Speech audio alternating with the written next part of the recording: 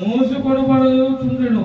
వాడు దేవాలయంలోకి వెళ్ళువారిని ఏమడుగుటకు భిక్షమడుగుటకు కూర్చున్నాడంట.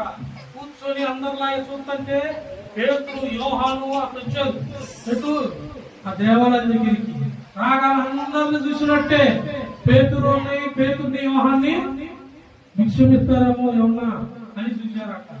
యోహాను పేతురు ఆ భిక్షమే అడిగేవాడిని వెళ్ళి చూసి పేతురు అన్నాడట, ఏమన్నాడు? వెండి బంగారములు మా యొక్క లేవి గాని మాకు కలిగినది అదేందో తెలుసా? ఏ పాపం ఎరగని వాడు, నిష్కలంగా ఉన్నవాడు, తను మాట్లాడునని యథార్థంగా మాట్లాడువాడు, ఆయన పలికితే చాలు నీవు ఉన్న చోటనే ఆశీర్వదించబడతా. నీవు ఉన్న చోటనే నీకు స్వస్థత వచ్చింది.